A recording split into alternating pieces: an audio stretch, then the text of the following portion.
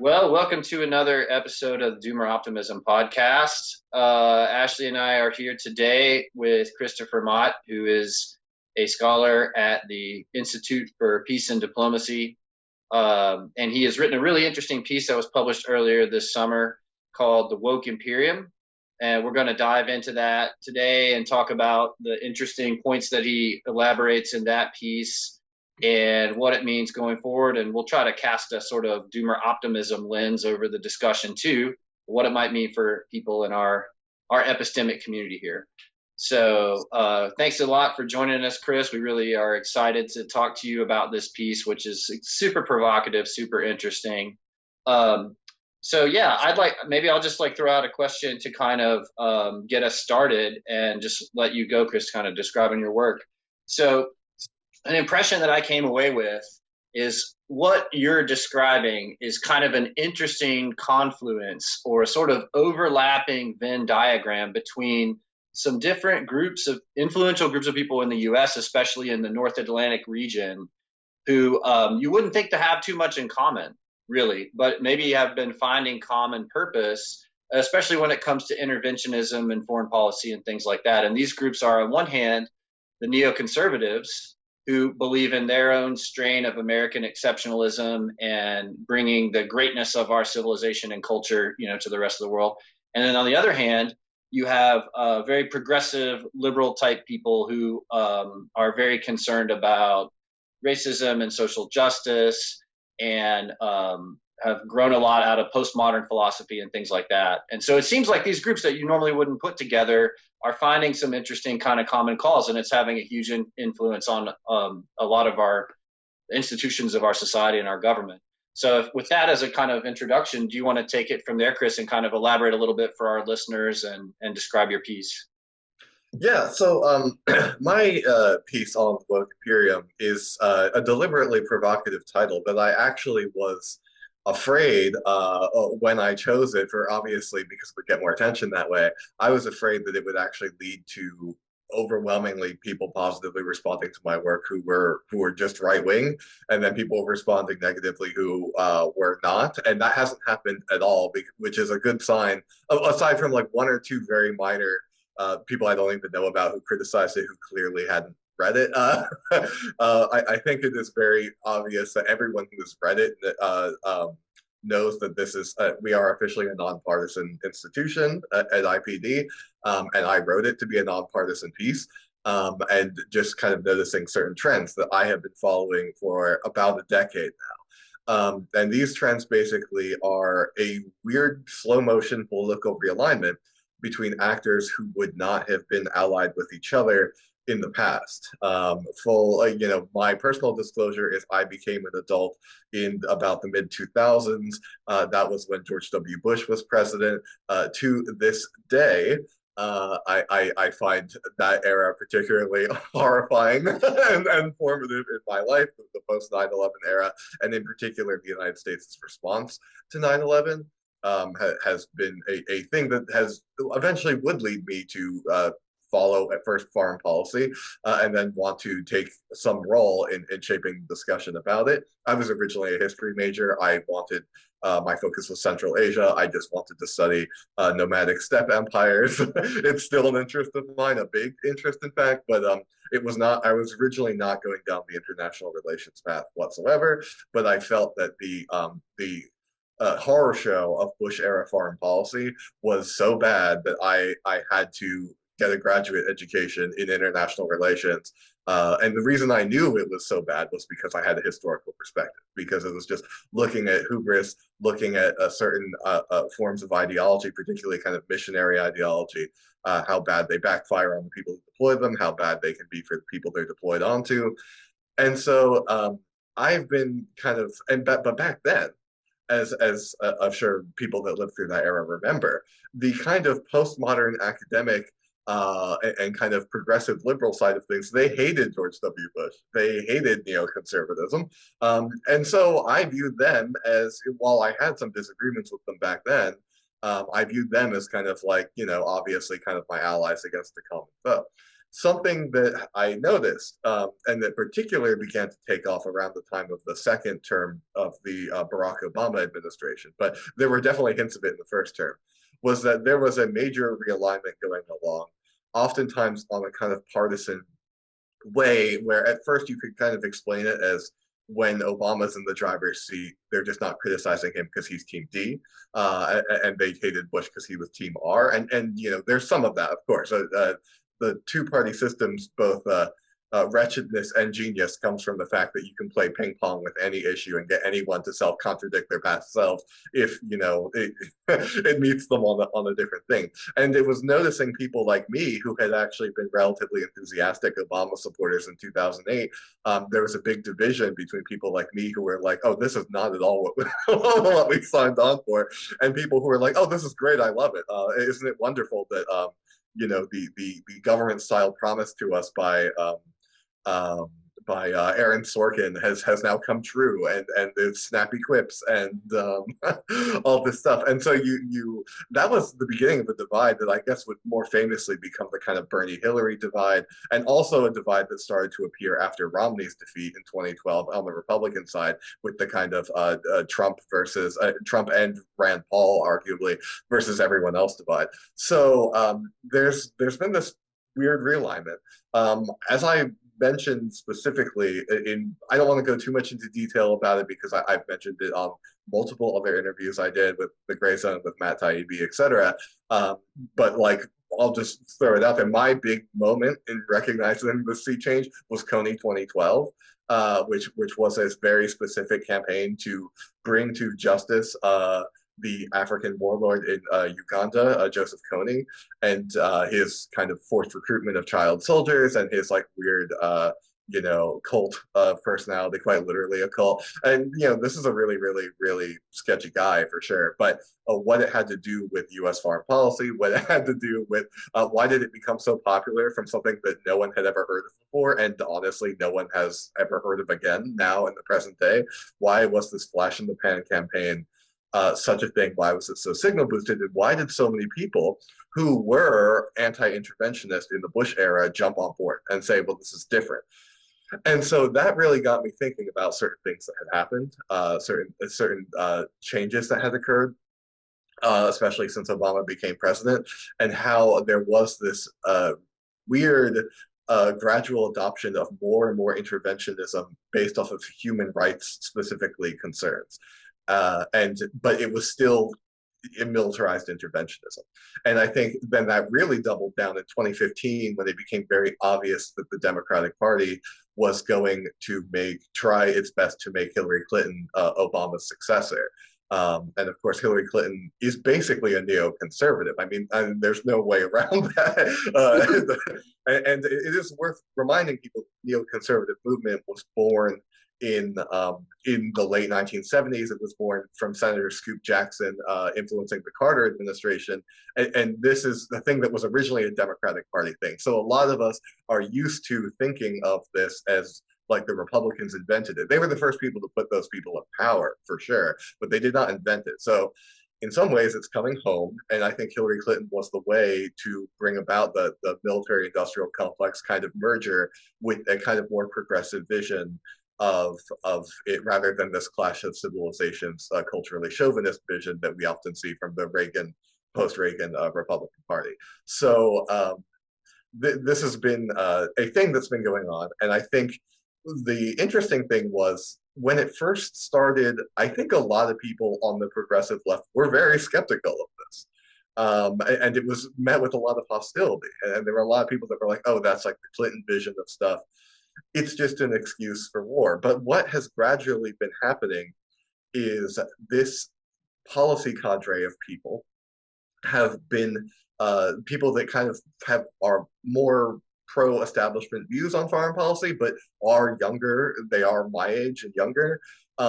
They have internalized a lot of this logic, and so the two are just naturally kind of merging. It's a process of cultural osmosis that occurs all the time, and of course, it's really important for me to mention, because like the one thing I have gotten as criticism for the woke Imperium white paper, which is totally unjustified once again, if you've actually read it, the one thing that keeps coming up is that people say, well, moralism as in pursuit of kind of imperial objectives is hardly new, right? And I'm like, well, yes, right.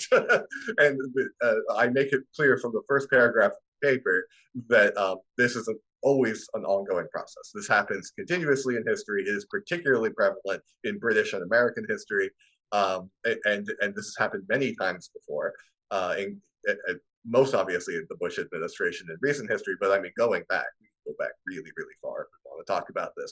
And it will happen again. And there will be a new form of this when wokeness has run out of steam and it's no longer has a huge amount of cultural cachet, which I do believe is inevitable because it's very strange and outside of academia and the media, not very popular. So this process will reoccur. But for now, what's happening right now is this kind of Bush Clintonification of kind of social justice causes, and you see it in a lot of commentary, including like some anti-establishment left-wing commentary, where it's very much everything gets buried under culture war priorities. The way that people talk about great power politics, for instance, is often colored by what the domestic policies of other countries are compared to the United States as a way to calculate who and what is a lesser evil.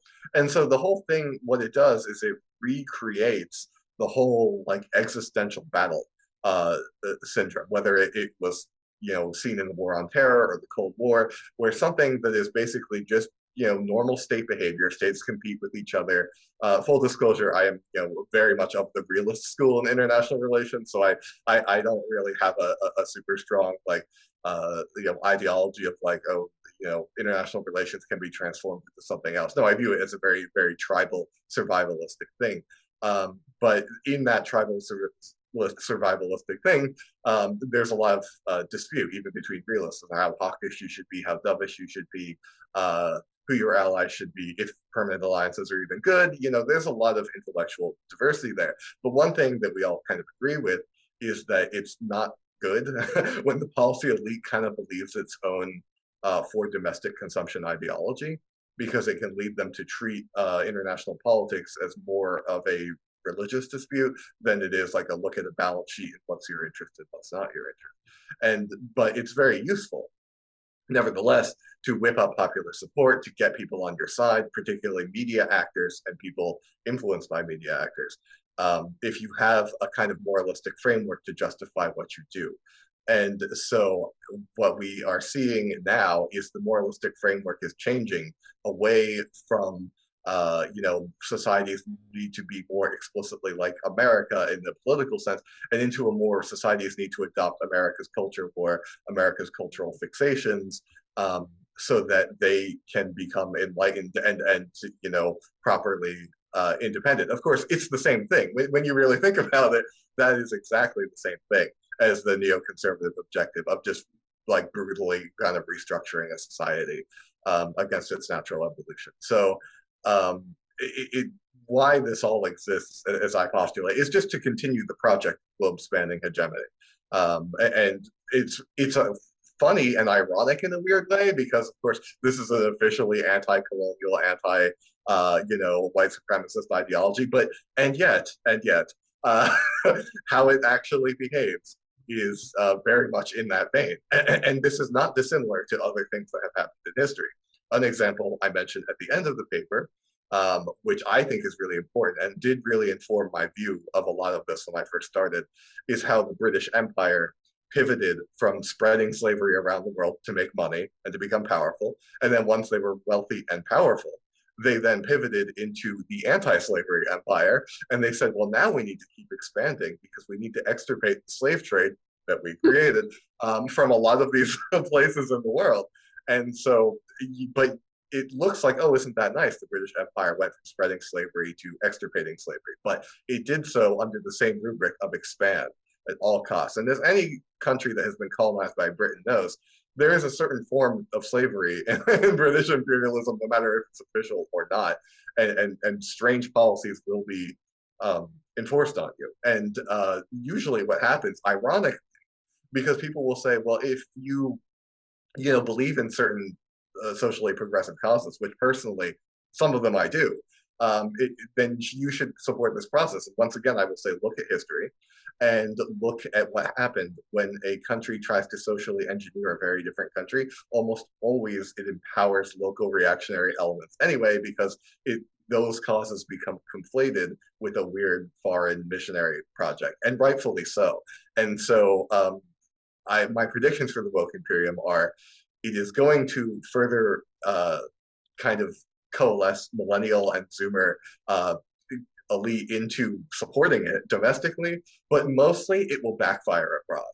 And it will actually backfire really badly on the United States. And the US will be seen as a culture warrior in a way that countries like China and India are not. Although Russia is increasingly posing itself to be the kind of anti, yeah, the inverse version of this. So that's a bit of a different story. They're kind of falling into the trap. But when you look at how China conceptualizes, who is the only real peer competitor to the US, I would say right now, what China conceptualizes foreign policy in a totally, totally different way. A way that actually is very similar to how the US conceptualized foreign policy in its past, which is very just interest and state-based and not really interested in converting other societies, just doing business with them, and building its alliances not on a values basis, but as just kind of common threats basis, which to me is a much more logical way to conduct foreign policy. But this is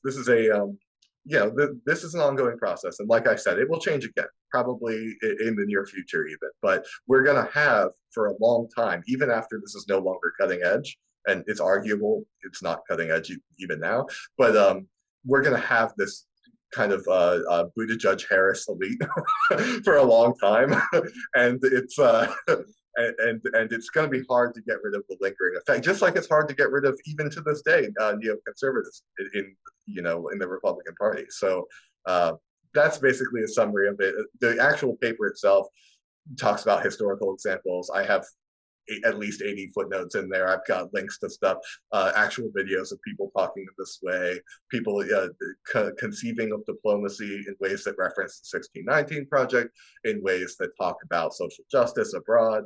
So I do recommend any viewers read the whole thing, because I'm not going to be able to recall every single citation I have.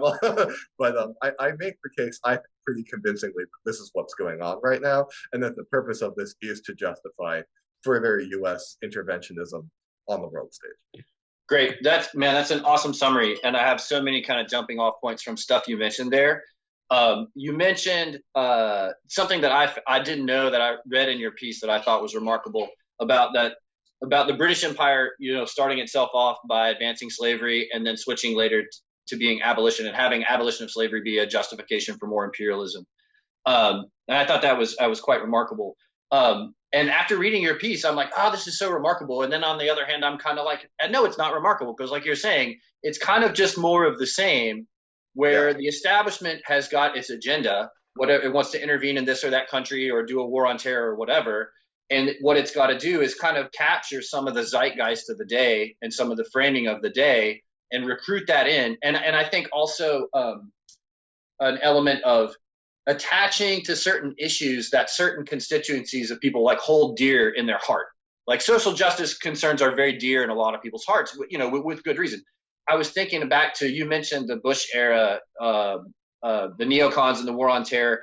And to me, the equivalent back then was, for us anti-war people back then, you got accused of, oh, you don't support the troops. You don't support the troops, which was the sort of way of saying you're a bad person. You're not supporting this agenda, which is for democracy and freedom and all these elevated things. And we have a way of identifying you as a bad person if you're not going along with this. And then today we have our own sort of, you can call somebody a white supremacist or something, or you're anti-woman if you were happy that the United States withdrew from Afghanistan. I remember seeing all these things in the media. They're like, what about the women? What about the girls? What about the women? What about the girls? And I'm like, did it help them at all that we were there in the first place? No. So that's ridiculous. But what I would withdrawal, by the way, was the event that I was able to leverage to tell my employers that I want to do this project and I want to do it now. Because look at the media commentary about the Afghan withdrawal, and it's 100% proves my thesis. We need, and other people are going to notice it now. So I want to be first up the gate, and that was actually what sold them was the hyperbolic media commentary of the Afghan withdrawal. Right. That it was somehow, it was really originally motivated by these humanitarian impulses for the women living under these tribal warlords or whatever. And Yeah. so, okay, so what I want to drill down into with you is because what you've highlighted is like this is a theme that runs through history. That this kind of thing always happens. It just takes different forms depending on the current time, right? There's still a part of me that and I don't know if it's just that, like, like you were saying, you became politically active in response to the egregious policies of the Bush administration, and you kind of found yourself on the left, so to speak, as a result of that. And then now it's like, are you on the left? I mean, I don't know, it's very confusing. I have the same kind of confusion myself. There's something about this dispensation of the moral rhetoric around interventionism that I find it more troubling than previously. With the Bush administration stuff, I was super opposed, but I was like, yeah, these are just power hungry neocons. They don't believe in anything. Like you're saying, the Hillary Clinton types whose eyes look like fish, like they're cold fish. There's no soul in there, right? They want power. They want to get what they want. If you stand in their way, you're a goner. And it's really just about that. And they'll use whatever cynically, but you don't think they really believe it, right? And the scary thing is when you have the true believers, the true crusaders, it seems like, you know?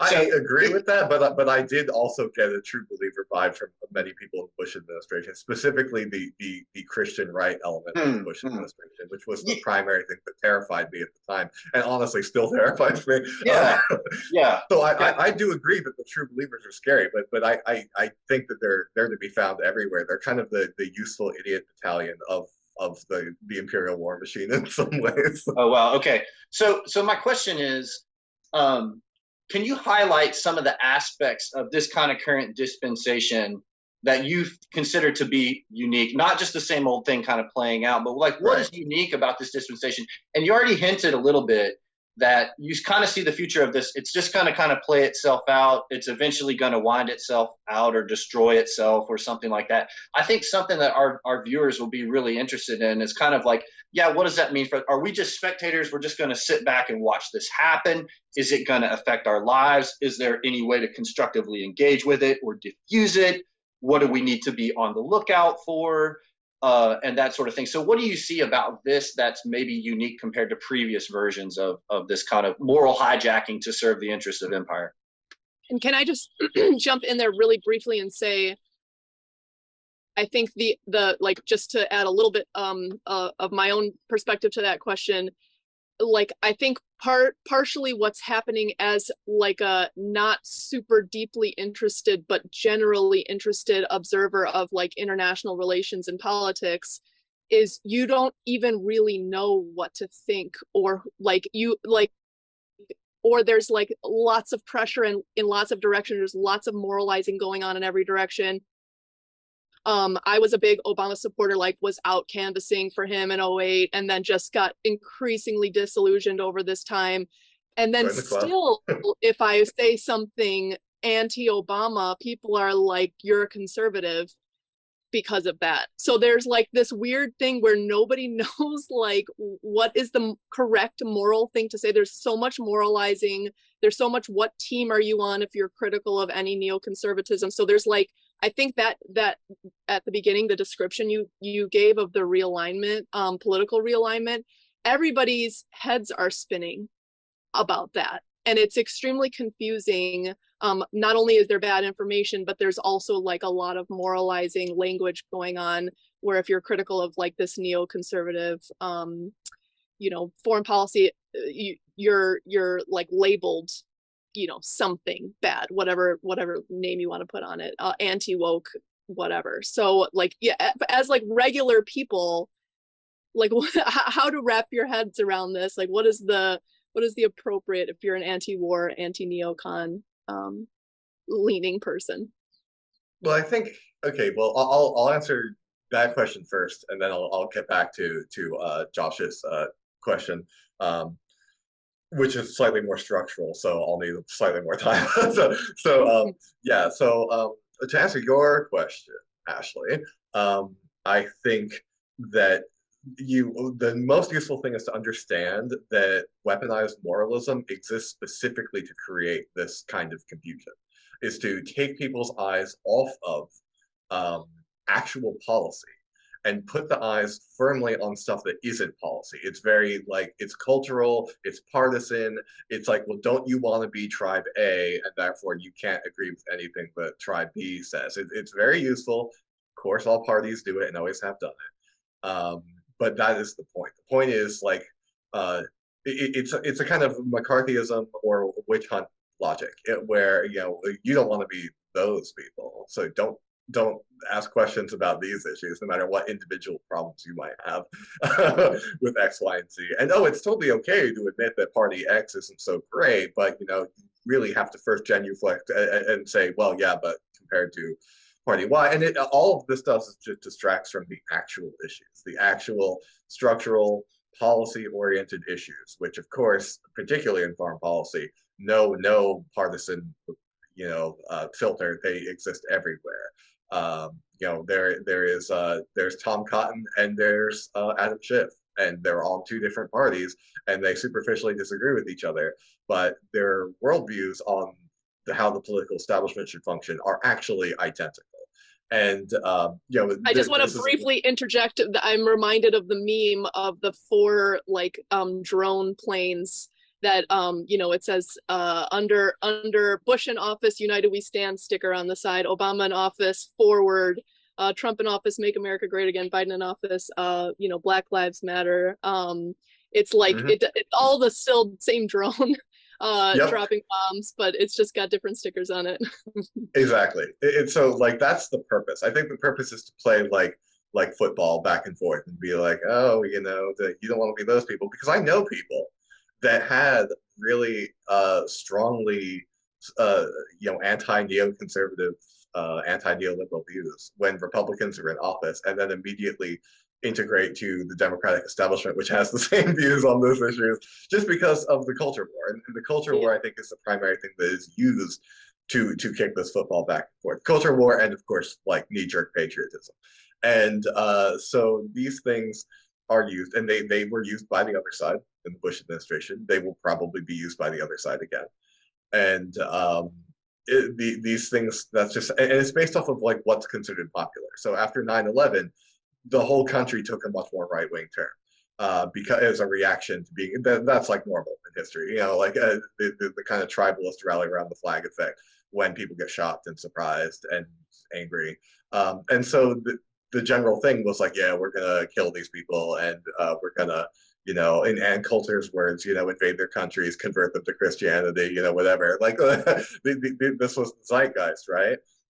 Now the zeitgeist is targeting a younger demographic who, because they grew up in the shadow of Bush, is very skeptical of the Bush side of this discourse, but is very, very open, totally wide open on the left flank for a similar type of policies to come back, which I guess brings me back to Josh's question. How is this different? So yes, I make a very big point, both in the report and when I talk about it, of saying that it's not all that different. It has a lot of similarities with things, but that doesn't mean that there aren't differences, and there are differences. And I think it's really important to understand what those differences are. I think, first of all, it is trying to capture a younger demographic.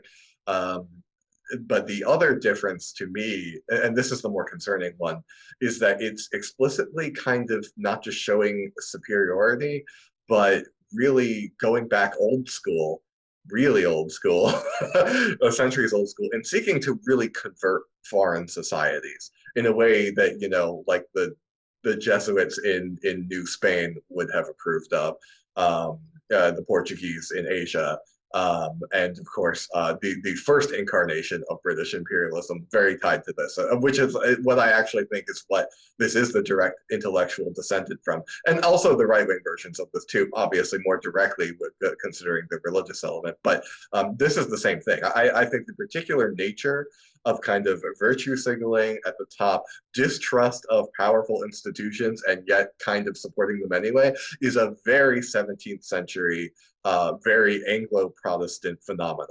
And that is the thing that I think is left, right, and center in a lot of U.S. foreign policy commentary, but right now it's mostly on the left. We are seeing the birth of a kind of Anglo-American left who I would say is directly descended from like Oliver Cromwell. And like if you I actually had a friend who made a very, very funny Photoshop that I used multiple times on my blog. I liked it so much, of Oliver Cromwell with like toothpaste colored hair, vaping and looking really smug. And it was like, that's kind of the that's the vibe, right? Like that's the vibe of this. And Oliver Cromwell, you have to keep in mind, in the parliamentarians, they were the progressive faction of their time, or at least originally.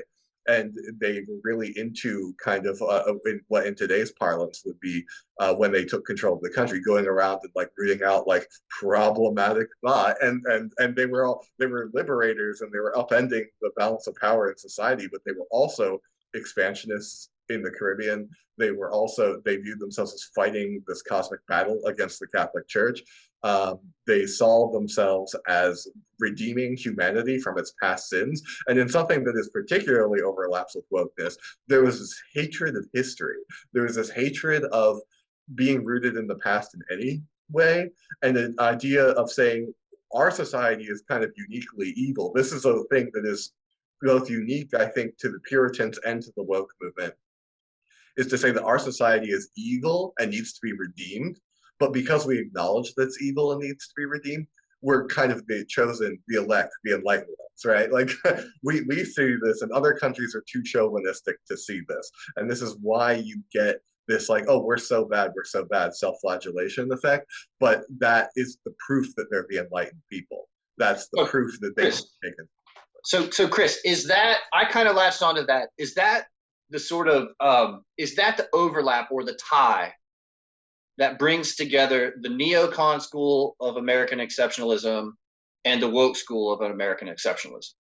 Because the neocons are like, America is the greatest thing ever, and the wokes are like, America is the worst thing ever, which you would think that they could not work together, but then it's like they're saying, but no, but we have this grand moral project of atonement for our nation, born of slavery and all that, and somehow that mission extends also to the rest of the world.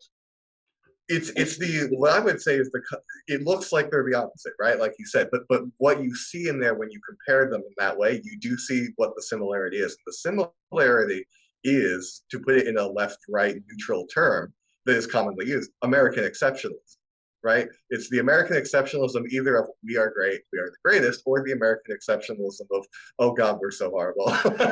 and we need to redeem ourselves, and everyone should be paying attention, because as we redeem ourselves, you too can redeem ourselves.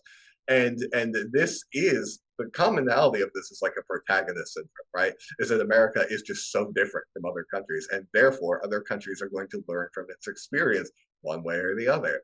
And that, I think, is what the commonality actually is. It's American exceptionalism. Whether it's negative or positive, it doesn't really matter. In the end, it's all about we're the protagonists of history. We're doing this fight so that you don't have to, so you better pay attention to it, and you better be on the quote-unquote right side of history.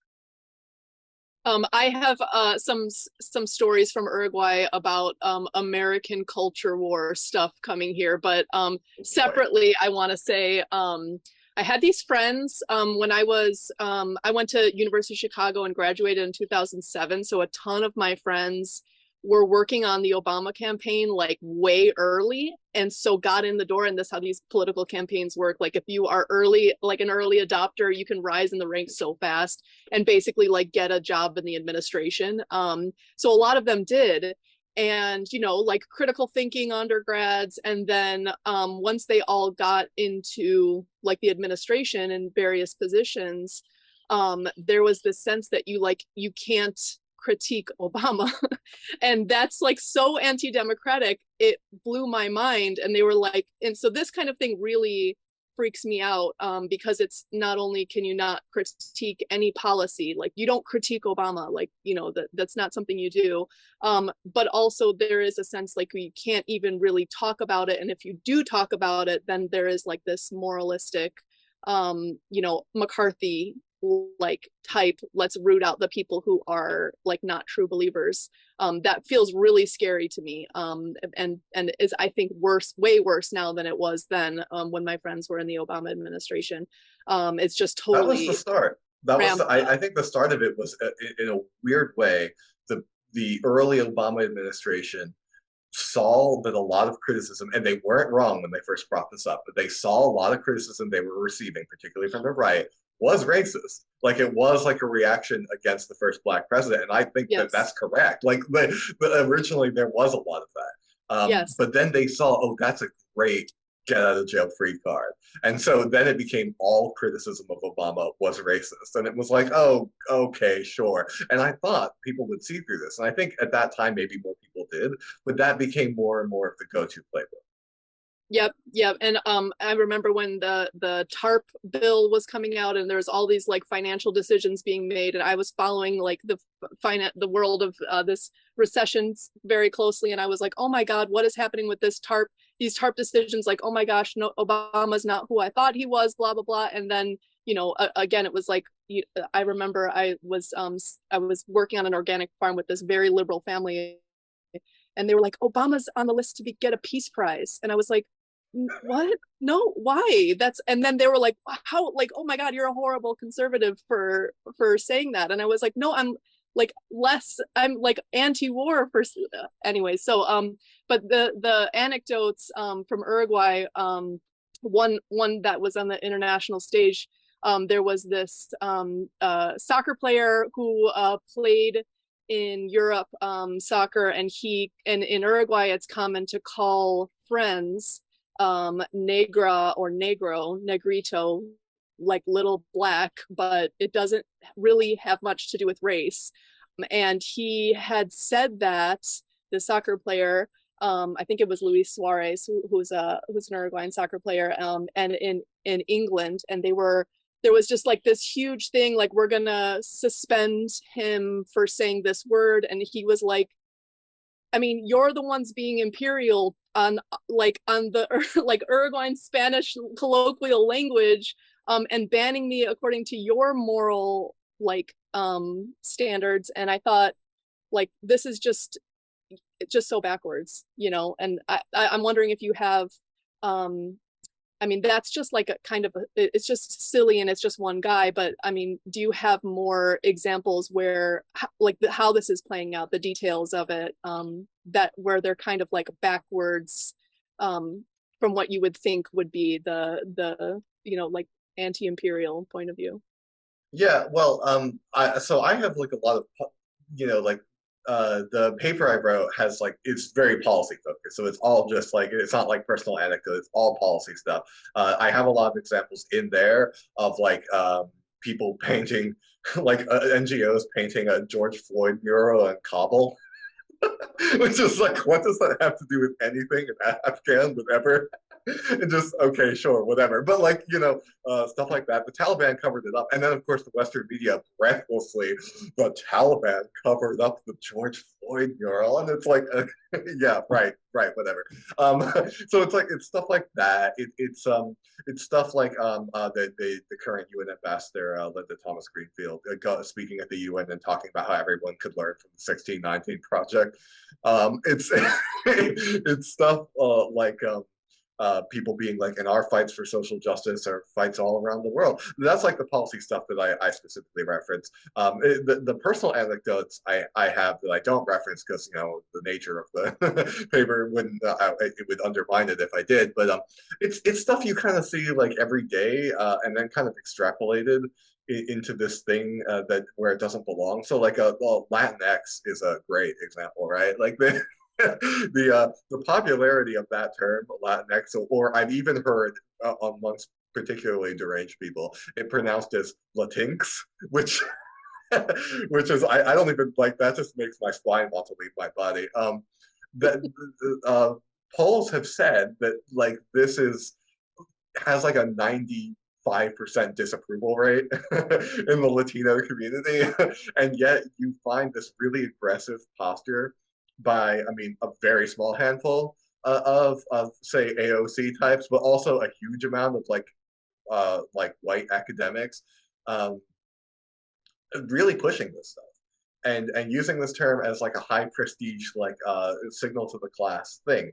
And there's a reason why I actually, despite it being a foreign policy paper, like about a quarter of the woke Imperium paper is a kind of a class analysis because I felt particular about the professional managerial class, and then specifically the media, academics, and foreign policy elite, because I felt that you can't explain the woke Imperium without understanding this class and why things are popular with them and why they support the things they do. But also, it was really important for me to critique how like out of touch these people are, and how like they become their own kind of caste of like space aliens, and they have this whole lingo which just no one can understand, and that they use as a marker because there are, and I'm saying this. I say this in the report, but I'm saying this personally with the disclaimer that I am a humanities. I have a doctorate in international relations. I have a bachelor's in history. Like I am one of these people in a sense, but like not ideologically. But there is this there are too many humanities graduates, and there needs to be a way to winnow them out to who are the loyal soldiers and who are not. And this is something I read about in Woke Imperium. It's why I have the class analysis part. There needs to be an ideological and like performative filter for them to get through, so they can determine, the hirers can determine who's going to be a loyal foot soldier, who is going to toe the line for the institution, so the institution can keep doing what it's doing. And they have, and this is what fuels this. This is on the professional side, not just the propaganda side, what fuels these moralistic kind of trends in policymaking. And so this is right now the most popular thing amongst these people is wokeness. And so that's the hoops that you jump through. You apply to a thing. And if you want to see a great example of this used in a way that is hilariously kind of imperialist, yet performatively not, I have a link to it in the report. You can find it if you search it. There's this CIA recruitment video. I don't know if you've seen it or not. About this woman who starts out like, she literally starts out as like a Twitter addicted person would, starts out listing like their identitarian badges, and it just opens and she's like, I am a cisgender Latinx woman of color who is, suffers from imposter syndrome, and I'm here at the CIA girl bossing all over the world. And it's like, oh my God. And she uses like this like kind of slam poetry radicalism to talk about like how she is like bringing enlightenment and like women's empowerment while she works for an organization which, of course, as anyone who knows what it has done in Latin America, is anything but that. So it's very interesting. That is this kind of weird juxtaposition like made manifest. You can see this stuff literally in how Fortune 500 companies, how certain diplomatic institutions talk about things, try to recruit people, talk about their objectives. And it's just a repeat of this like smug humanitarian Victorian racism in a weird way, where it's like, we're going to go out and make people's lives better because we have the secret knowledge. And it's very, it's just bizarre. And the only countries outside of Britain, America, Australia, Canada that this works on, by the way, and this kind of feeds back to my earlier historic thesis, are like these Germanic countries in Northern Europe, right? I think the only foreign countries outside of that really buy into, I mean, yeah, there's always going to be like a class of like neo-libs in every country, like even very culturally different countries that really identify with kind of Anglo media. You see this particularly in India, but those people are a minority. But like when you actually see this ideology working on a lot of people, it's almost always in these like North Sea, like Protestant countries. It's always like Scandinavia, the Netherlands, like Germany. And those are the people, like, look at the rhetoric of the German Green Party, right? You hear the term Green Party and you would think like, oh, it's a Green Party, right? Like, then you actually look at the German Green Party and it's like John McCain wrote their talking points. It's really weird. So you hit on something there I thought was an important crux of your piece, and it also overlaps with discussions that we've had on our podcast before, which is the kind of Peter Turchin idea of the overproduction of elites. And my kind of take on it is that, so like the intensity of the sort of woke rhetoric and the virtue signaling ratchets up as this crisis of overproduced elites increases, because you need these more stringent criteria to figure out who can compete in this musical chairs game where the chairs are just getting yanked away. And Ashley and I are both in environmental fields. And so we could come up with like plenty of our own parallels of where we like watch the same thing happen and what shibboleths have developed in our field and the response to that and stuff. And I think that something that motivates a lot of people in the doomer optimism world is, and I've had some back and forth conversations with Catherine Liu about this, you know, and her remarks to me are like, you know, this is a vicious world. This is a joyless world. Everyone is afraid of getting canceled. There's the Ehrenreichs, like fear of falling, fear of proletarianization, and all that kind of stuff. And it just sounds like the most miserable, anxious, awful existence, you know. And as young people, they're growing up and they're going through college, and you're getting socialized into this, and you're presented as like, okay, if you want to be successful, you want to be a successful professional, this is the path you must walk. And I'm wondering if, like, you know, as you're talking about how this thing plays out, I'm kind of anticipating a great degree of disillusionment with all this. And a lot of people saying, this is fucking terrible. I don't want to live like this. I don't want to be part of this. You know, and I think a lot of us doomer optimism people are fringy type people who like maybe have one foot in the professional world in our disciplines, but have another foot, you know, like the memes and stuff on Twitter are like touch grass or get into, you know, a lot of us are into gardening, farming, or raising animals, homesteading, practical DIY skills. And there's this whole huge world outside of like, this is like this weird little culture and fighting that's going on in a particular layer of the professional managerial class. Like you said, the academia, journalism, foreign policy, weird little world where all this is going on. And so, I mean, how do you see this breaking down? And do you see people just saying, this sucks and I don't want to be a part of this, and moving on and doing different things? Or, you know, I feel like the overproduction of elites, in a sense, is going to be eventually a self-fixing problem, right? Because the society is just not going to be able to support this level of nonsense for too much longer. I would just add briefly that it also feels like the cancel culture stuff. You're always walking on eggshells and you don't know when they're going to come for you. And then it just becomes this thing where like everybody just keeps coming for each other, and no matter how much you like share your or show your allegiance, like if somebody wants to come for you, they can and they will. And then there's just like this cascading effect. But I also just want to briefly say the word Gnosticism, which is like, it feels a little bit Gnostic in the way of like, we have the one truth that will like, you know, open up heaven, you know, basically. And there is like something very scary and utopian about that too, which is just like, you know, follow along. You have to follow exactly, no dissent at all, and then like the kingdom of heaven is yours, basically. Yeah, yeah. It functions, honestly, I think psychologically it functions like a cult, and which is why I am not very optimistic about the sense that the people that are really bought into this stuff can ever be brought out of it. I mean, you can always take people out of a cult, but like proportionally speaking, I kind of think these people are gonna be my generation and younger, because I think if anything, the Zoomers are even more into it.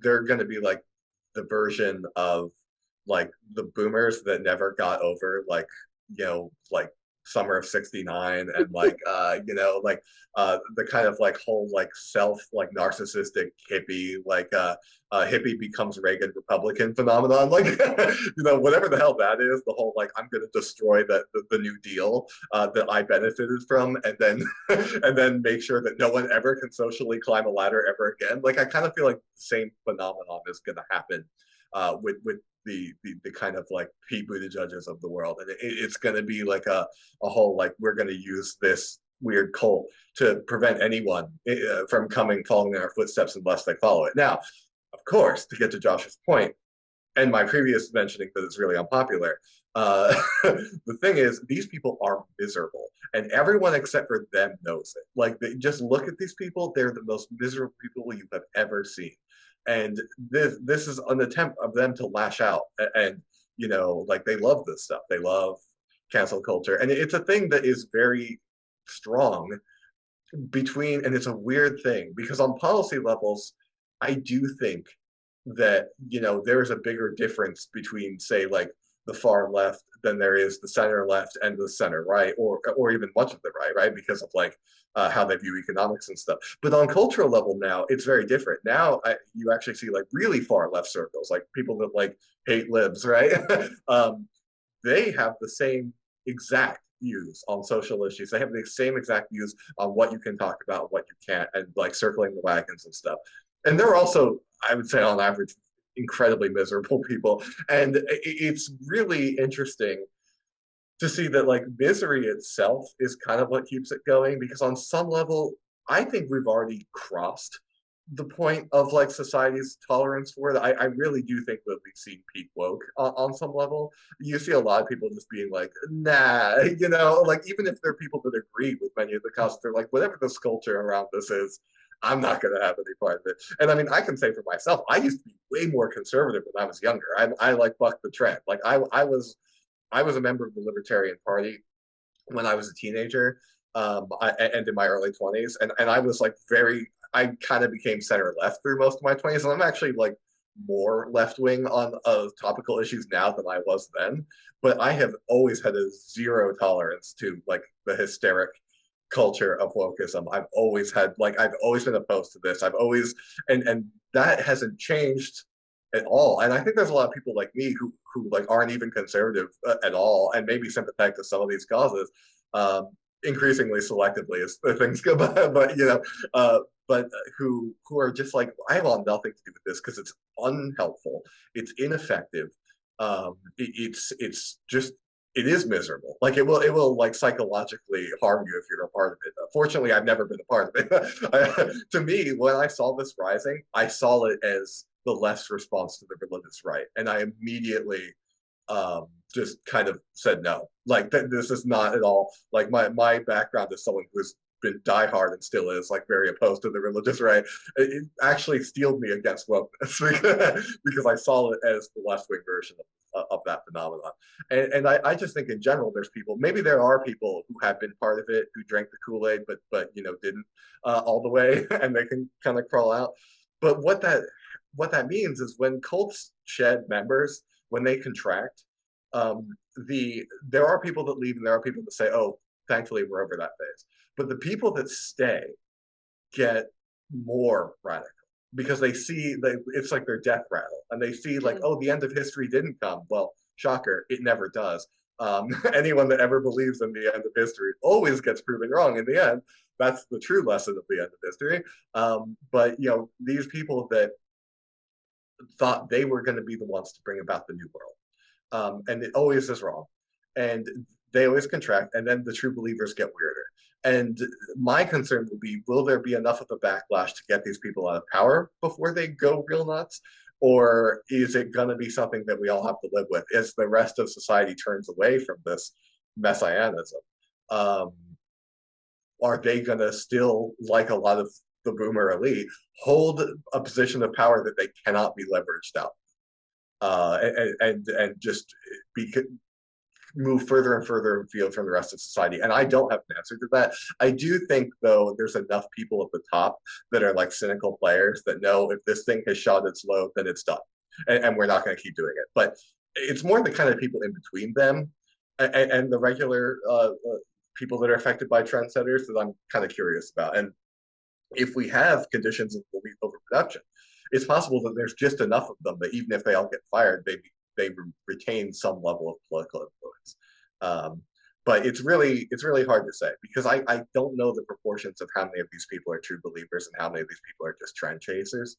And there's probably quite a few people that are a bit of both, to be honest. And so it's hard to see. But I think if it's more cynical, that's actually good, because they'll look at the balance sheet and they'll say, okay, no more of this. And then they'll begin constructing the next interesting state ideology. But nevertheless, but if there's a lot of them that really just can't be reasoned with, then I don't know, what to do about that. I really hope it's not that many. I just want to float this theory real quick. Wait, Josh, did you have something to add to that? So something I haven't talked about on here, but I've like tweeted about a little bit. But I think it was Anna Kachian of the Red Scare podcast who said, I'm a big fan. Yeah, the culture of narcissism of Christopher Lasch, that we're now in like the culture of borderline personality disorder. And I love this theory. Like borderline, a lot of it has to do with victimhood, and basically like histrionic, like just being extremely I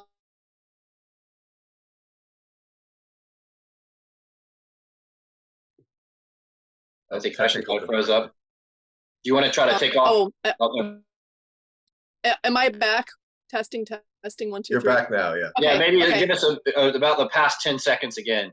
Okay, so culture of borderline personality disorder that has the central tenet is victimhood, and there's like this kind of histrionic, emotive part of it where if you're like extremely emotive about like your claims to victimhood, anyone who disagrees with you is like soulless, basically. So you use this sort of really upset posture, like I'm being victimized, or there are people being victimized. Like you have to go along with this, as a way of like coercion. It's like a power play. I love that theory. I think that where people aren't thinking about that enough, but it feels like I'm saying on a society-wide level, I'm not saying individuals, there's like a culture of borderline, that's I think pretty insidious. It's just a cool theory. I think that's actually part of the utility, honestly, because when you look at foreign policy commentary, what you get when you say, I don't want to, I aggressively, and I don't, this is one of my own opinions. So I know arguing this from experience, when I say I really don't want to intervene in Syria, I really, really don't. And by the way, I think the rebels are way worse than the government. And immediately the reaction that you get is exactly that. It's like BPD art ho, like talking about foreign policy, but it's from like a policy like person, and it'll be like, don't you care about the barrel bombs? Like, don't you, whatever. It's like, how could you, this is like Holocaust denial if you say that like X, Y, and Z, and it's like really, it's like having a debate with the most like unhinged undergraduate in your freshman year, right? Who wants everyone to care about their issues, but it's like from someone who like works in policy or like works in the media and should be older and know better. And it's like what I care about an individual issue is so irrelevant compared to the big picture, A, and B, it's like you've completely distracted from should we intervene in the Syrian civil war, yes or no, into making it a, if we don't intervene, everybody dies. If we do intervene, we can save people. And it's just done without even making that argument. Because if you made that argument directly, it would be wrong. Because it would be objectively wrong. And anyone that knows anything about the country could prove you wrong. But because they're able to just immediately redirect it about you, what do you think? Like, don't you want to be on the right side of history? Once again, that is always watch out for that phrase. That is the bad phrase. If there's anything that I think is uniformly bad, it's right side of history. All the people that have used it historically have been people who run inquisitions, who run witch burnings, who want to suppress, usually often suppress minorities in support of a idealized vision of society. And so when you see stuff like that, I think immediately the constructive thing to do is to point that out and to be like, this isn't an actual serious appraisal of policy. What this is it's an attempt to morally blackmail people to support what you want by jerry-rigging the terms of the debate against a backdrop of what's popular, what supposedly makes you a good person. And it's like, well, I don't know, maybe my personal ethics are just so different from these people, but it's never worked on me. If anything, it kind of inspires me to be more of a troll on them. But like, the reaction I get when I interact with these people is just like, I mean, I have to stop myself from dripping with disdain because like our worldviews are just so different. Like I could never ever conceptualize something like that. It would be insulting to me. And so I think if they're going to play the moral blackmail game, it makes sense to kind of throw that back in their face and be like, why do you think you know that you have this right? Like how much do you really know about this issue? Like what are you kind of getting this because it's trendy, or is this something you know? And even if you do know a lot about it, you have to acknowledge, which is something that my worldview allows and theirs often does not, that people can have reasonable disagreements on something, and be totally diametrically opposed and not turn it into an existential battle of good versus evil. So, you know, but that's just me. If this was a D&D alignment chart, I would be true neutral. So, you know, whatever. Yeah. Yeah, we do that on Doomer Optimism. We're like trying to model this. Like we can disagree and talk about this and be different. So we have like a lot of diversity on the podcast, and it's been really nice. It's almost like an act of political resistance to talk to people different than you and like have normal people debate. Go ahead, Josh. Exactly. Yeah, along those same lines. Chris, I think that you might have discussed a bit in your conversation with Max Blumenthal. I was working and I heard it and I thought that's what I'm interested in. I think you call the oppositional left-right alliance, and as an opposition to the establishment left-right alliance, which is what we've been talking about this whole time. Exactly. So can you just talk a bit about this oppositional left-right alliance? Who do you see to be important players in that? What you see are like avenues for pushback or for getting different ways of thinking into the discourse and having it not just shut down in favor of wokeism. The optimism of the Doomer Optimism. Yeah. So I think there's potential there. I'm not saying that like I know all the ifs, ands, or buts, because like while I'm a skeptic of the idea that politics do break down to on a left-right binary. Like, I think just acknowledging where things are now in the present day, i.e. contextually, I consider myself, if I have to adopt it, I consider myself to be much more on the left than the right. But, you know, I also have enough of a historical perspective to say if I lived in this time period, if I lived in that country, if I lived here, there's lots of different me's that could have existed. And there's even right-wing me's that are out there in the alternate universe. So, you know, I think there's acknowledging that context really matters is one of the key things, rather than some like platonic ideal of what is left and what is right. And if you understand that context matters, then you understand these things are situational. You can talk to different people than if you understand that compartmentalization rather than universalization is good. Because you can say, oh, well, I have, you know, here's someone I agree with on these core of issues, and the fact that we very strongly disagree on other issues. If those issues are different, why does it matter? Like, you know, if you're trying to do something, I mean, one of the podcasts I went on before Woke Imperium came out, but it was the first one where I dropped that I was working on it, is Contra by Pedro Gonzalez. And, you know, he's really cool and we get along great. And we actually have very similar views on foreign policy. If you were to compare our domestic views, they could not be more different. But we were there to talk about foreign policy, and we talked about foreign policy, and we had a great time. It's a very fun podcast episode. It's in reaction to a national interest piece I wrote about how you really shouldn't believe hyperbolic war crimes claims from either Ukraine or Syria, and from either side, whether Russia is saying them or Ukraine is saying them, because they're used to manipulate the public. And then in that article, I go on a historical deep dive on different times this has been used in the 18th century by Britain against Spain, in the 20th century multiple times, and 19th century by the Japanese Empire against China. You know, it's like that kind of a thing. And or the lady that from Kuwait that said that the Iraqis had thrown the babies out of incubators. Yeah, exactly. Stuff like that. Exactly. And also, of course, much more relevant to discussing American foreign policy, the claim in the run-up to the Libyan War that Libyan troops had been issued Viagra to commit vast rapes turns out not true. No evidence of this claim was ever found. One person made this claim anonymously, and the media ran with it. So these kinds of things, you know, so, you know, that's an issue that we talked about. And yeah, like this is a guy who, like, me and him could not be on more different from each other on social issues.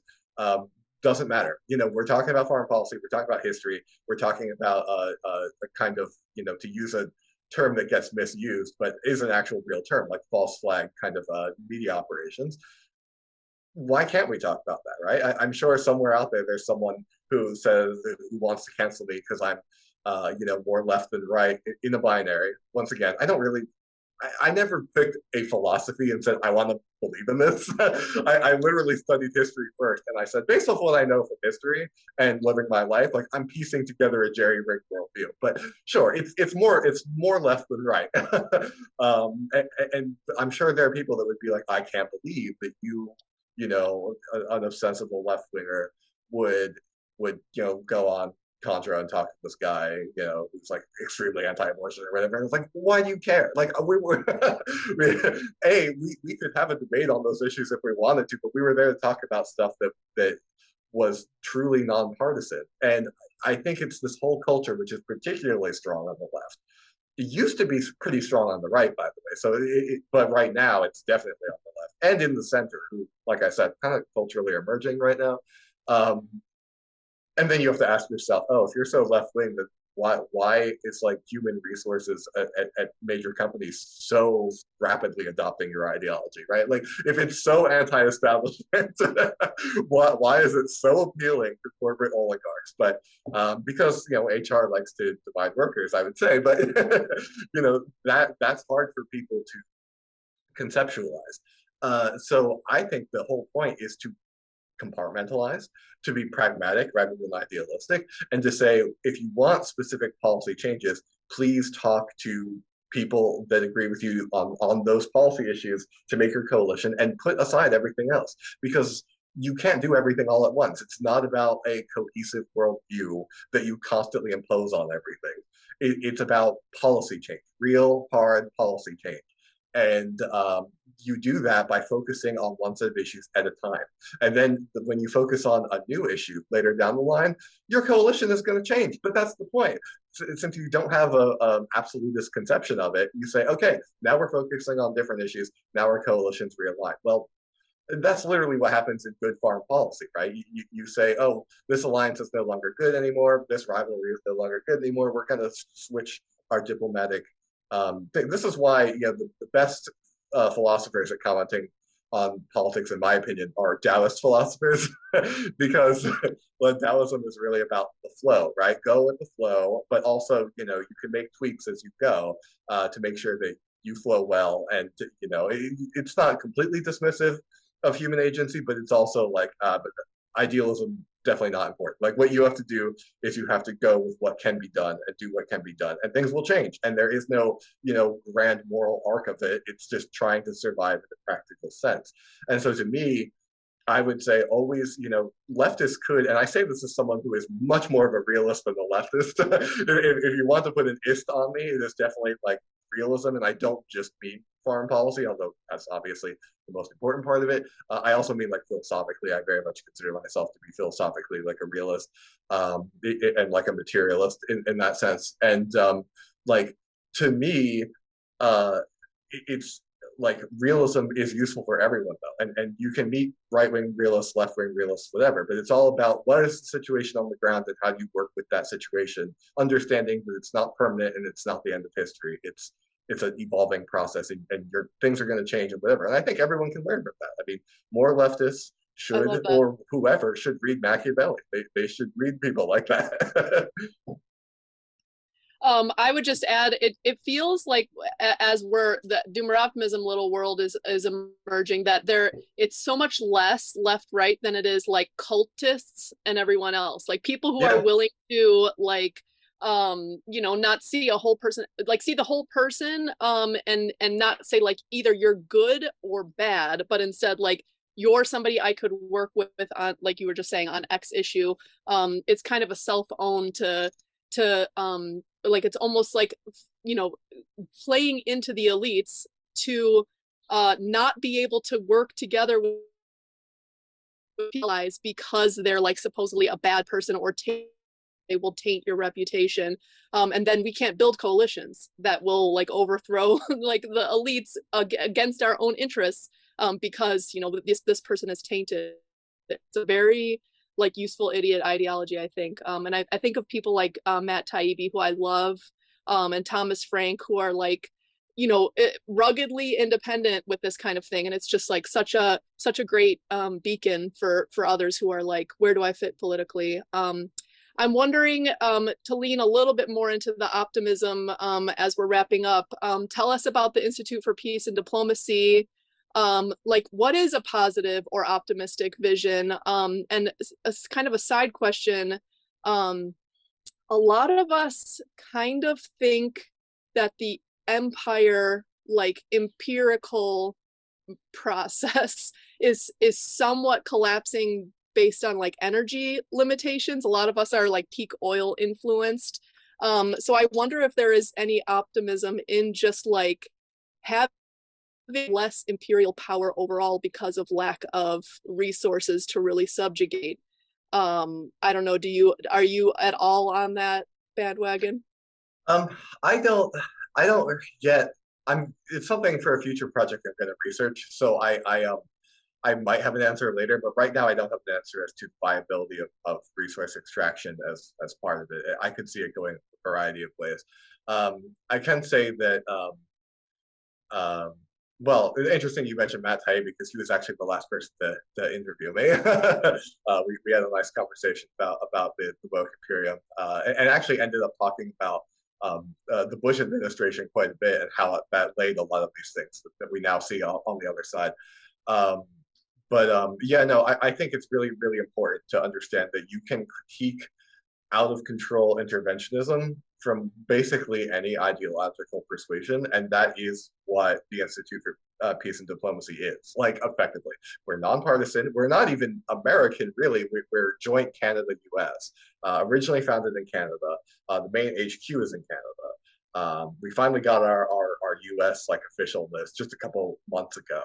But the point is to kind of influence like the North American discussion in general, and maybe eventually like Anglo discussion in general, because like I said, it's like the whole like ex-British world that kind of gets captured by these ideologies in a sense.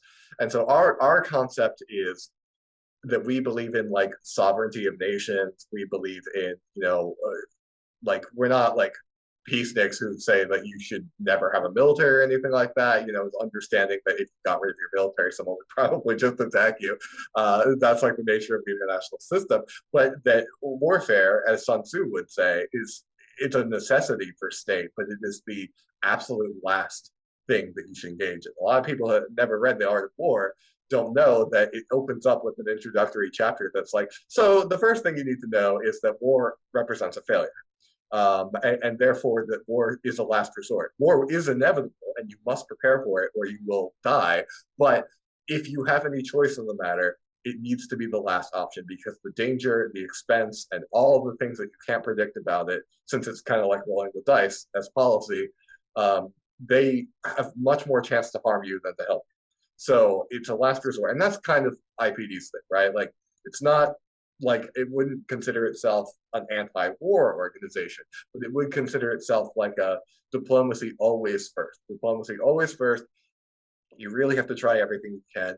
We're very skeptical of the idea of wide-ranging permanent alliances, kind of going to that old George Washington critique of, if you remain allied to a country too long, it distorts your interests with theirs. If you remain hostile to a country too long, once again, same process. There needs to be a bit of a flexibility, something that the North Atlantic can do because of its geographic location.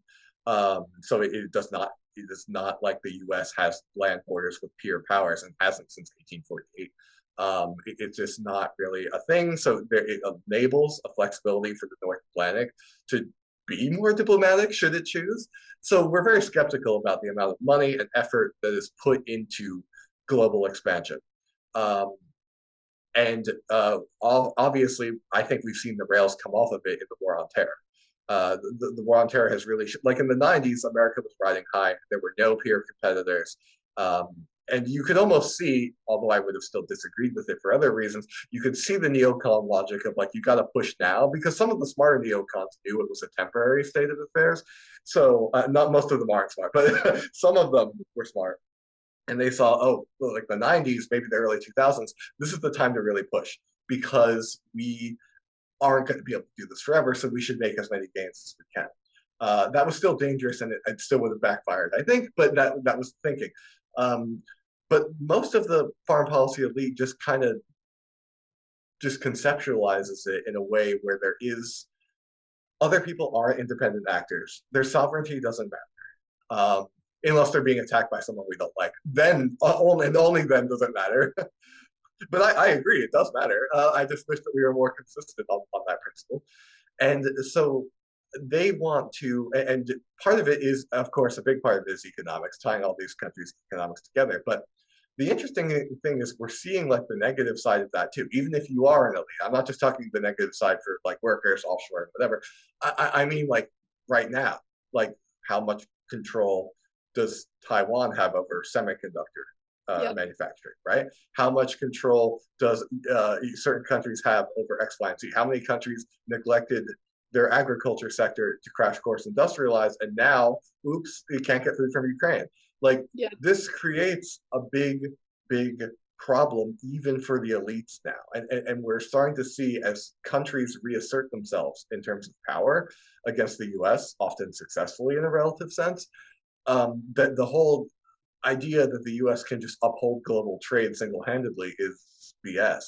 And so some degree of re-regionalization in a geopolitical sense, and this is actually what my next research project, hopefully, if it gets funding, fingers crossed, is going to be about how America viewed itself as the universal and internal empire for so long, like of the world, that it forgot how to read a map and it forgot about geography. And in so doing, it now has these really screwed up looking logistical chains that make no sense. It's much more vulnerable to foreign attack than it otherwise would be, ironically, because they always say, well, if you're not everywhere, then someone else will be there. And it's actually, no, the number one cause of imperial decline in history is overextension. I'm sorry. that just is the case. So you actually weaken yourself when you put yourself, particularly in regions that I don't think matter at all for American security, most of Africa, the Middle East. So it's very, very, very strange. And the way I would say IPD's thing is like, hey, remember like the core of good foreign policy principles that actually worked. Back when the U.S. did actually used to be good at foreign policy. Like, it's not like it's always been this bad, but it was good when it knew it was vulnerable and when it wasn't totally hubristic. And so I think it's really important to kind of remind, which is what we're hoping to do on the kind of think tank hard policy front, and what other people I've seen are doing it in other ways, is like remind people geography exists. You're not the protagonist of the story. Other countries have interests too. Overextension is bad and dangerous potentially. Diplomacy is a better thing to reach for than either war or sanctions. We have a whole thing that I'm co-author on, a sanctions report that basically makes a very strong case that sanctions don't really work as intended, even if you love them. they backfire pretty bad. So we want this kind of more stable, like, yeah, let's do trade, absolutely. But our logistical network shouldn't be enslaved to this kind of concept of just global free trade everywhere all the time.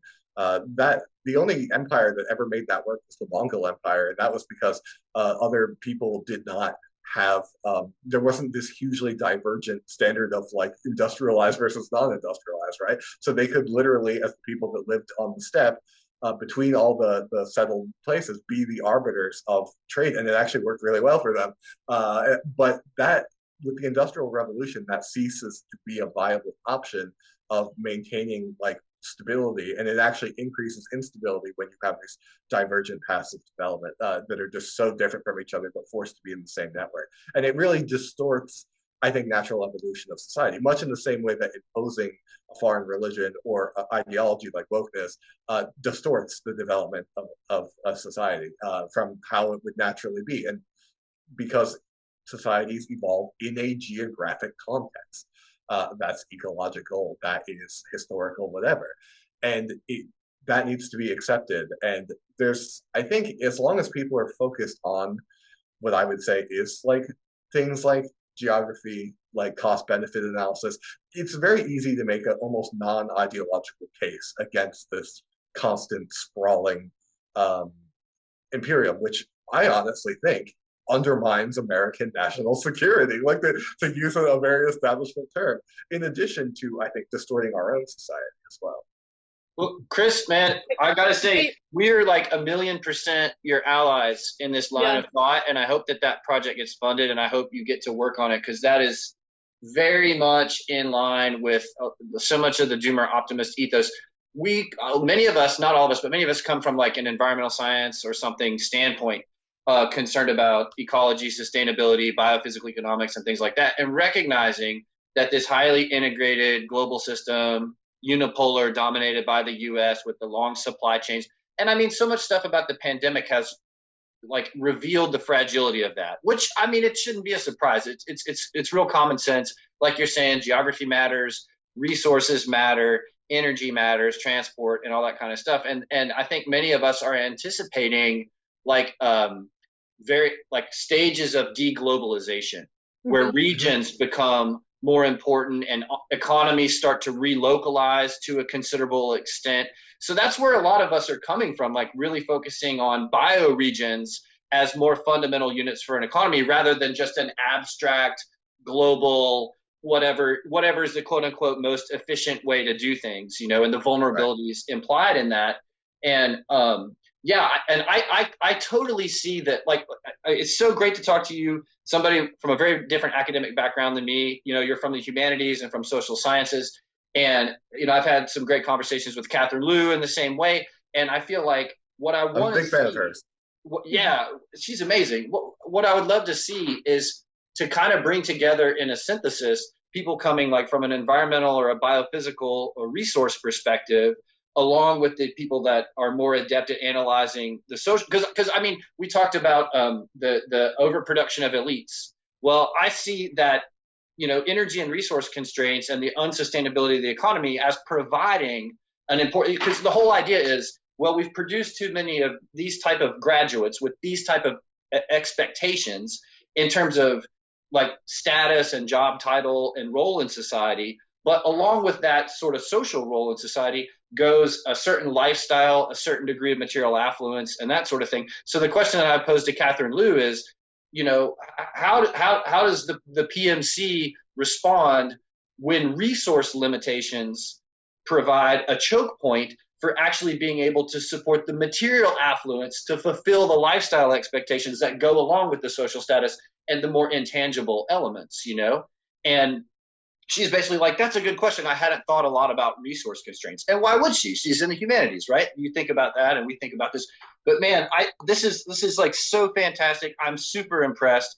I really hope this project goes forward. I have a huge amount of interest in that. And I totally think that this kind of synthesis between the biophysical aspects, economic localization, and the other thing we talked about earlier was the sort of misery and anxiety that's inherent in the sort of cancel culture. And I Hmm. and so much of us in the doomer optimism world, I mean, we joke and make fun of ourselves that we're posting like cottage core or whatever on Twitter, or like, look at my garden, look at these watermelons I grew or whatever. But there is a real like joy and engagement in this life as an alternative to that world. And so I wonder if like an effective recruiting tool to kind of get people out of that, that really negative scene is to say, hey, there's this whole other world where you can be part of helping to recreate local economies, focusing on basic things like shelter and food system, energy and transport. And there's so much like really positive work that provides a lot of meaning and connection with nature, connection with community. And I think that's such a positive outcome. I think the doomer optimism thing started with the recognition of like various people saying like, okay, some kind of collapse is imminent. And that's the doomer. That's that, or like we look at like, okay, the woke of here. Now we have like all this crazy social justice woke rhetoric that's infecting our foreign policy and inducing us to go and invade some country and try to change their whole society or whatever. And that's just such a huge downer. So maybe we can end, or maybe we can wrap up with some of your thoughts about the optimism side of that, is to say, yeah, like, well, we don't have to do that. And there are changes that we can anticipate coming down the road. We can start to prepare for those changes. And that provides a sense of meaning and positivity.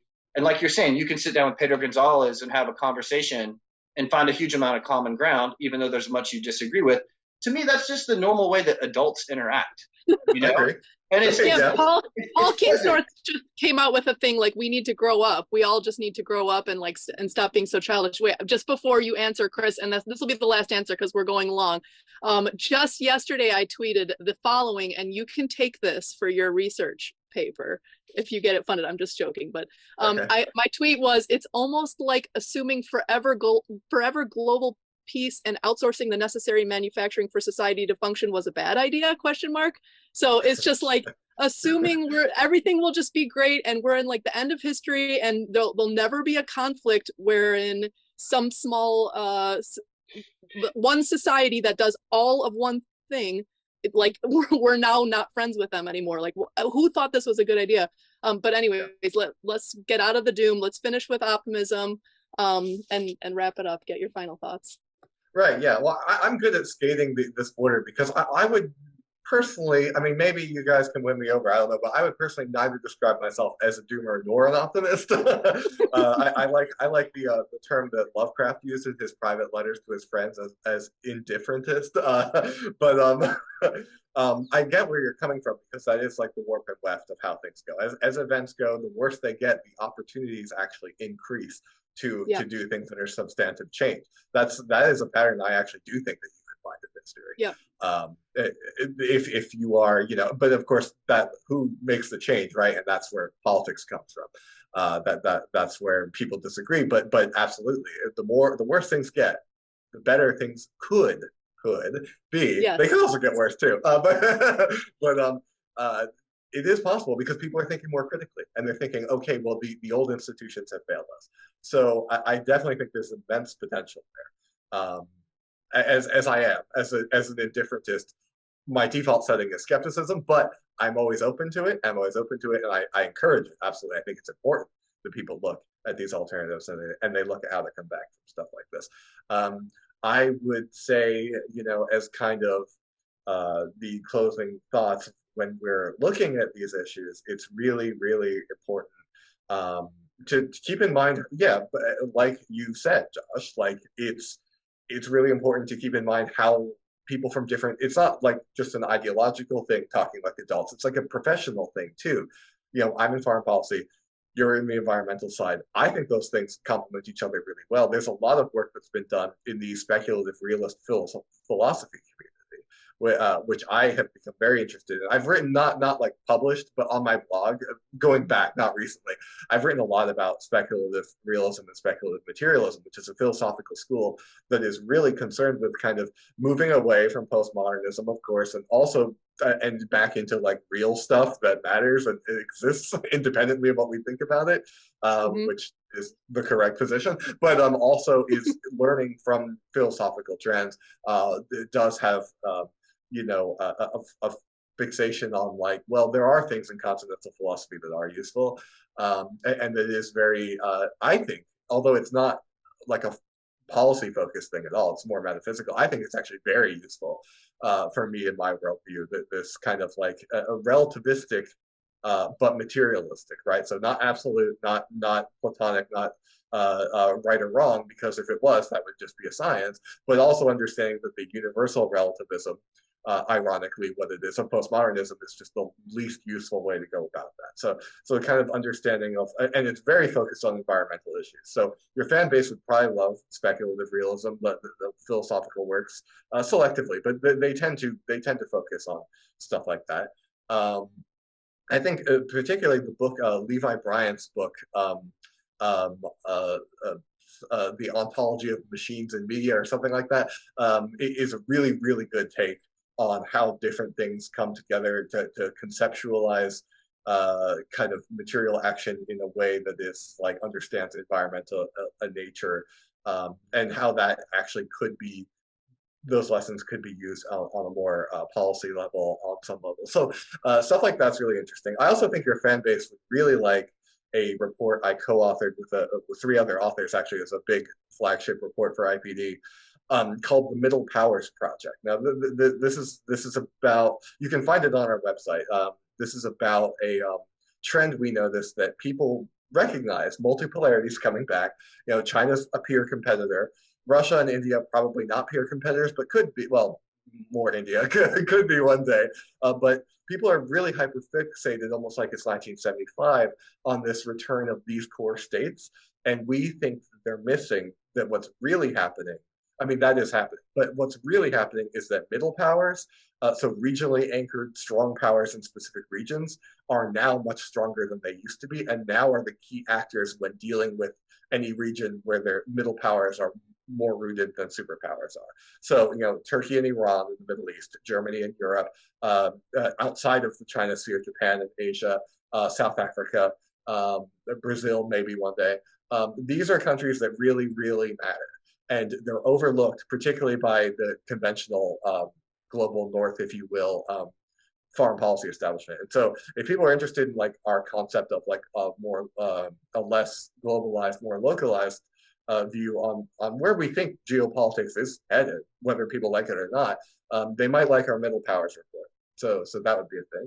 And then the other thing I would say about local stuff, and I actually had a brief email exchange with you, Josh, about this, is that I'm really fascinated by like local mythology and stuff, because I think I don't believe it's true in a literal sense at all. Like I am like a total materialist, but I think it's incredibly fascinating because it shows how people differentiate themselves from everything else around them, and kind of becomes like and people like things that aren't just like good or bad, once again fitting our other thing. People like things that are like complicated and you feel like contradictory emotions about it, which I think is like monsters are a great example of that, like mythical monsters, and certain parts of the world they have that. So because I knew that you would be here, Josh, and we talked about it where you're from, I made sure to wear my Mothman shirt.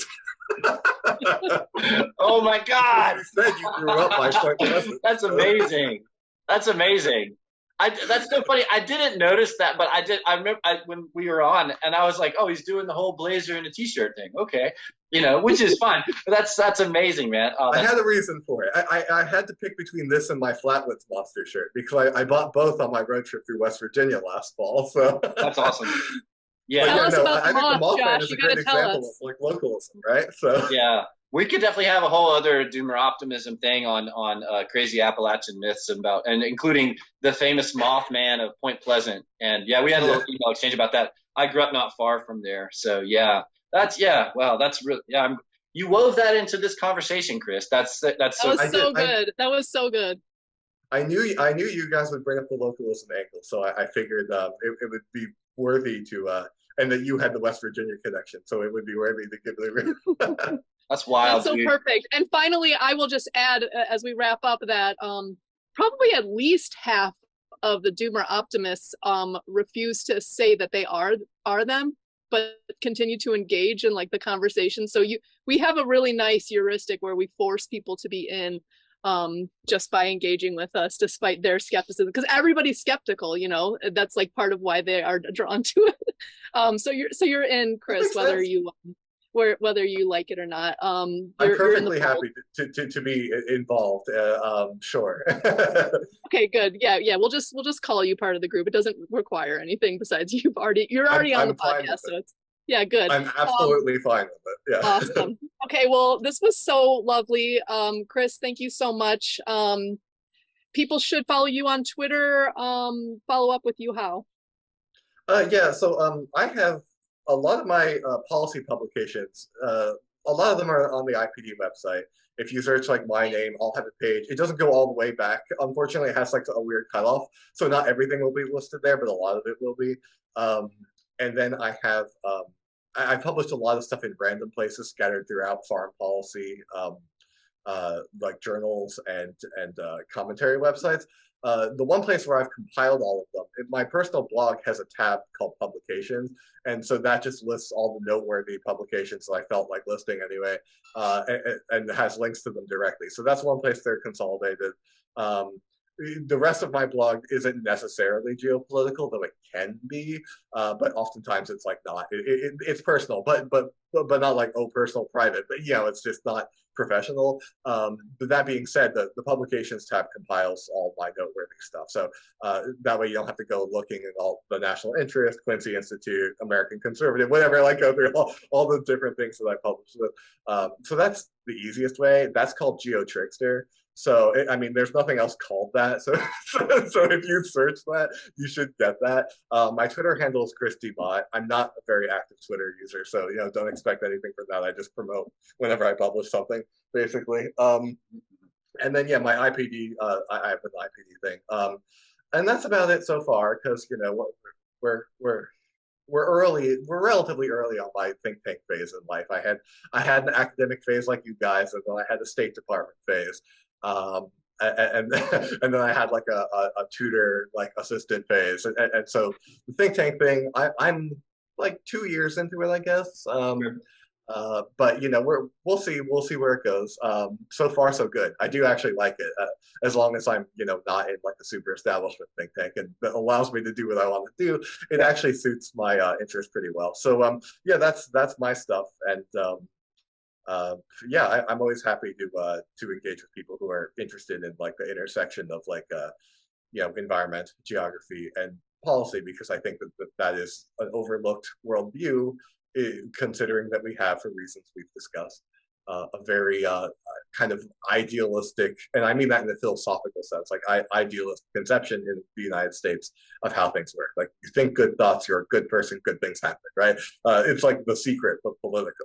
And it's like, I'm like, I couldn't be more different from that. I like to root things outside of, you know, the human consciousness whenever possible. So. Mm-hmm. Great. Well, Chris, cannot thank you enough for your time. Your writing is great. I'm definitely going to check out more of your pieces. Encourage everybody to do so. Best of luck to you, man. Yeah, thanks. And best of luck to you too. It sounds like you guys are doing really interesting stuff.